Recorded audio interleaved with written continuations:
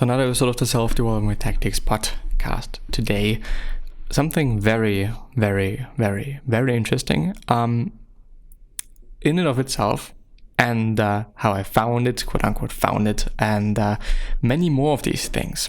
Today we're going through, and I'll show you, Pushing Past the Dip by Seth Godin, which I think basically, can I just do it like this? Yes. Which basically is a bit of a manifesto, I think. I guess he stated that on his website, not in his website. There is the free content section from Seth Godin. The blog is free, yes, but there's also certain books and certain other ideas and certain other things that he is giving away for free, which is amazing and kind of, I don't know, I think it might just underline which type of person he is and what he thinks is important and what is useful and so on and so forth. So we can see here, for example, some ebooks like Unleashing the Idea Virus, some video interviews, longer things on Medium, which I believe, I don't know if he has posted something there recently, but it is really long form content.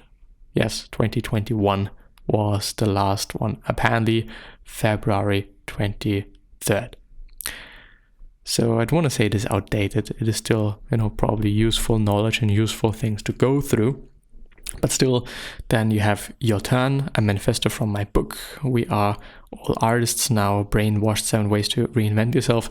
And the one that I think personally read before, but Pushing Past the Dip, How to Become the Best in the World, which comes from The Dip, a book by Seth Godin, which is incredibly good. I think I have reviewed it and summarized it or gone through summaries on the podcast many, many times before. So I think it is good and a good book and a good thing to go through once or twice or 3 times, whatever. Pushing Past the Dip, How to Become the Best in the World by Seth Godin. The long, though, slog through Mediocreville. To be the best, Seth Godin explains, you must concentrate your effort, push a little harder, commit a few more resources, and leave mediocre to those willing to be average.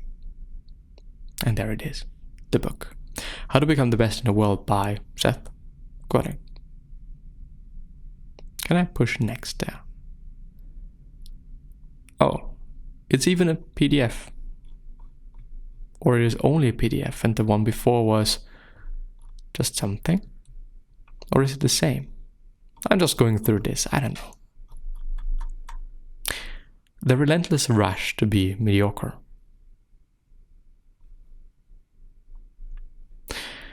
That is what my new book, The Dip, is really about. Or to be a lot more positive about it, it is about avoiding temptation and gravity and becoming the best in the world. You may already believe you're the best at what you do, but chances are you don't. Chances are you're settling, getting along, doing the best you can, given the circumstances. I find it very important, and also to point out that he stated, you may already believe you are the best at what you do, but chances are you don't. Which means, and this is something he often talks about, he is doing things for particular people. For particular people, not for everyone. He doesn't create content or books, he doesn't write books for everyone, just a set group of people. It might actually be millions that are buying his books, maybe even trillions, I don't know, or 100 millions, but still, it is not for everyone. It's not intended to be for everyone, which is very important also when you're thinking about whatever you might be doing, whatever, maybe even business you're working in as an employer, or the work that you're doing for somebody else. It is for this somebody else. It's not for anyone else. Anyway, I am amazed at how quickly people will stand up and defend not just the status quo, but the inevitability. Yes, inevitability. Yeah, definitely. Inevitability of it. We've been taught since forever that the world needs to join us and follow us not just leaders. We've been taught that fitting in is far better than standing out, and that good enough is good enough. Which might have been fine in a company town, but doesn't work so well in a winner takes all world. Now the benefits that accrue to someone who is the best in a world are orders of magnitude greater than the crumbs they save for the average, no matter how hardworking the average may be. I have never met anyone who needed to settle for being average. Best is a slot that is available to everyone somewhere. If it is achievable for you, I don't know. Could be, might be, could also not be. Depends, I think, on various different things. But still.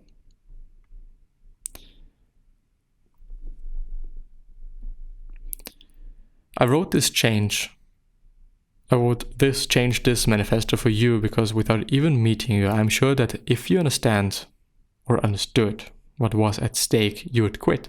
Early and often, you'd do whatever was necessary to not get stuck in a dip, to cease to be mediocre. People fly across the country to eat dinner in the restaurant they consider the best in the world.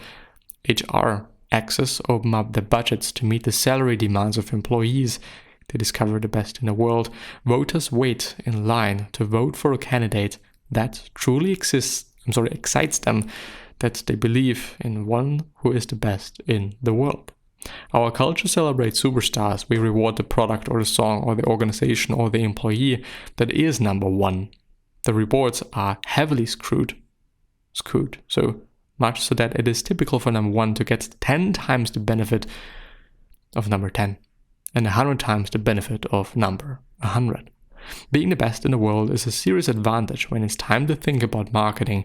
If you're the best in the world, in fact, marketing is almost an afterthought. Welcome to The Short Head. If you have read Chris Anderson's The Long Tail, this isn't news to you, but I don't care about the long tail right now. I want to show you the short head, the short, big, profitable head. That is the juicy share of the market that belongs to the people at the top of the list. People don't have a lot of time and don't want to take a lot of risks. So if you've been diagnosed with cancer and of the navel, you're not going to mess around by going to a lot of doctors. You're going to head straight for the top guy, the person who is ranked the best in the world. Why screw around if you only get one chance? When you visit a new town, are you the sort of person who wants to visit a typical restaurant, or do you ask whatever this means, I don't fucking know, for the best place? When you're hiring someone for your team, do you ask your admin to give you the average resume, or do you ask him to screen out all the best, very best qualified people? With limited time or opportunity to experiment, we intentionally narrow our choices to those at the top. You're the only person who looks for the best choice. Everyone does. As a result, the rewards for being first are enormous. It is not a linear scale. It is not a matter of getting a little more after giving a little more. It is a curve, and a steep one. It's not linear, but progressive. The real reason number one matters. The second reason there are such tremendous benefits to being number one is a little more subtle. Being at the top matters because I hope you can actually see that. Yeah, you do. Being at the top matters because there's room at the top for only a few. Scarcity makes being at the top worth something. There are hundreds of brands of bottled water and they're all mostly the same, so we don't shop around for bottled water. There is no top for bottled water. Champagne is a different story. Dom Perignon is at or near the top, so we pay extra for it. For whatever reason, if it is actually good or isn't, depends on, first of all, personal preferences probably, but I think most often it is a bit of branding just, and it isn't that good indeed. Where does the scarcity come from? It comes from the hurdles that the markets in our society set up. It comes from the fact that most competitors quit long before you have created something that makes it to the top. That is the way it is supposed to be. The system depends on it. the best in the world. Anyone who's going to hire you, buy from you, recommend you, vote for you, or do what you want them to do is going to wonder if you're the best choice. Best as in best for them right now, based on what they believe and what they know. And in the world as in their world, the world they have access to. So if I'm looking for a freelance copy editor, I want the best copy editor in English who is available, who can find a way to work with me at a piece I can afford. That is my best in the world. If I want a hernia doctor, I want the doctor who is the best because she is recommended by my friend or colleague and because she fits my picture of what a great doctor is. That, and she has to be in my town and have a slot open. So world is a pretty flexible term. The mass market is dying. There is no longer one best song or one best kind of coffee. Now there are a million micro markets, but each micro market still has a best. If your market or micro market, organic markets in Tulsa, then that is your world. And being the best in the world is the best place to be. Best is subjective. I, in brackets the consumer, get to decide, not you. World is selfish. It's my definition, not yours. It's the world I define based on my convenience or my preference. Be the best in my world and you have me at the premium right now. And I also want to underline premium, which means paying a lot for whatever the fuck I am doing or this person is doing. Be the best in the world, in my world, and you have me at a premium. My world. It is very flexible, as Seth Godin already pointed out, which is important to notice. It's important to say, because it might be me, it might be you, it might be somebody else, but being the best in the world is not being the best in the whole entire fucking world. It is being the best for whomever you're trying to serve and for whomever you're trying to do something. Period. Might actually not be that many people. No, might be just a handful of ones. Who knows? Be the best in my world and you have me at the premium right now. The world is getting larger because I can now look everywhere when I want to find something or someone. That means that the amount of variety is staggering, and it means I can define my world to be exactly what I have an interest in and find my preferences anywhere on the planet. At the same time, the world is getting smaller because the categories are getting more specialized. I can now find the best gluten-free Bialis available by overnight shipping. I can find the best risk management software for my industry right now online. I can find the best clothing optional resort in North America with 6 clicks of a mouse.